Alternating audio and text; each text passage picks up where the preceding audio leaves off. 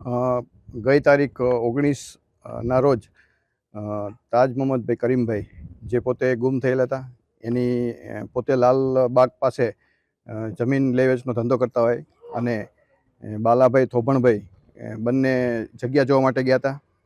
એના કામે આ ભાઈ ગુમ હતા અને ત્યારબાદ પોલીસ તપાસ કરતા અને આજરોજ સિવાય કોલ છે ત્યાં એની ડેડ બોડી દાટેલ છે. પૂછપરછને તપાસને ઇન્ટ્રોગેશન દરમિયાન એને જે શકદાર છે એને સાથે રાખી FSLની ટીમ, મામલતદારની ટીમ અને સદરૂ જગ્યાએ ડૉક્ટરની ટીમ સાથે રહી અને એની કાર્યવાહી પંચનામા કરી અને સદરૂ જગ્યાએ જ્યાં લાશ દાટેલી હતી ત્યાં ખાડો કરી લાકડા નાખી સળગાવી અને દાટી દીધેલી હતી.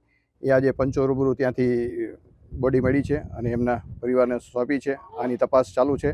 આમાં જે સંડોવાયેલ છે એ લોકો વિરુદ્ધમાં ગુનો દાખલ કરી અને આરોપીની ધરપકડ કરી અને આગળની તપાસ PI પરમાર ચલાવી રહ્યા છે. આમાં પ્રાથમિક દ્રષ્ટિએ અત્યારે માહિતી છે મુજબ આ લોકોને જમીન લેવેચ બાબતે બંને વચ્ચે પૈસાની લેતી દેતી અને જે જમીન લીધી હતી એમાં દસ્તાવેજ કરવાનો એ બાબતે હતી એની એમાં આ કામેના જે શકદાર છે એ પોતે લઈ જઈ અને એની સાથે મારકૂટ થઈ છે અને ત્યારબાદ એની સાથે અન્ય એ સમય ભેગા મળી અને એની લાશ છે એ આ સિવાય કોલ કરીને છે ત્યાં એની પોતે ત્યાંથી લાલબાગથી એની ગાડીમાં બેસી એની સાથે અન્ય આરોપીઓ સાથે રહી અને ભડિયાદ પાસે લઈ જઈ અને માર મારી પછી અહીં લાશને એની તપાસ ચાલુ છે અને એની ફરિયાદ લઈ અને આરોપીને અટક કરવાની કાર્યવાહી ચાલુ છે. એની પણ તપાસ ચાલુ છે.